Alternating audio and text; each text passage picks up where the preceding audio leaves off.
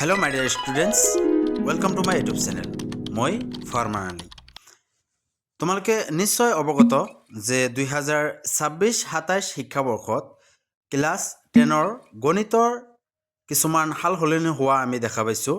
আমি নিশ্চয় সকলোৱে অৱগত।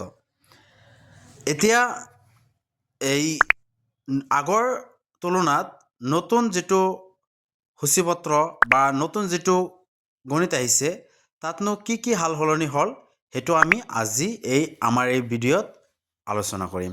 ঠিক আছে, আমাৰ আগৰ যেটো গণিত আছিল হেতুত আমি ভালদৰে দেখিলে যিসকলে জানে যাৰ লগত কিতাপ আছে তেওঁলোকে জানে যে তাত আমাৰ 15টা লেসন আছিল। কিন্তু আমাৰ যেটো নতুন যেটো কিতাপ আহিছে হেতুত আমাৰ 14টা লেসন আছে। অর্থাৎ এটা লেসন নতুনটোত কম আছে। এতিয়া এই এটা লেসন যে বাদ দিয়া হৈছে হেতু কোনটো লেসন বাদ দিয়া হৈছে হেতু হল 11 নম্বৰ লেসন অৰ্থাৎ অঙ্কন। আগৰ যেটো কিতাপ আছিল হেতুত আমি 11 লেসনত দেখা পাম যে তাতে আমাৰ অঙ্কন নামৰ এটা চেপ্টাৰ আছিল। কিন্তু আমাৰ নতুন যেটো কিতাপ আহিছে হেতুত আমাৰ এই 11 নম্বৰৰ লেসনটো নাই, ইয়াৰে পৰা বাদ দিয়া হৈছে। সেইবাবে আৰ নতুন কিতাপত আমি ভালদৰে দেখিলে দেখা পাম যে তাতে 11 নম্বৰটোত আমাৰ বৃত্ত সম্বন্ধীয় কালিটো আছে, অৰ্থাৎ 12 নম্বৰত যেটো আছিল আগতে।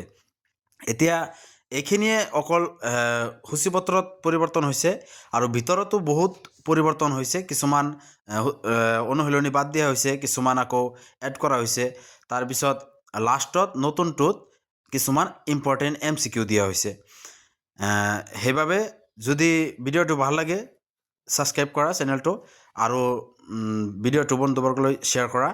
আৰু যদি তোমালোকৰ ডিটেইলছত ভিতৰত কি পৰিৱৰ্তন হ'ল যদি লাগে তেনেহলে কমেন্ট কৰা, মই আকৌ এটা ভিডিঅ' বনাই তোমালোকক সকলো দিবলৈ চেষ্টা কৰিম। ঠিক আছে, থ্যাংক ইউ ফৰ ওয়াচিং।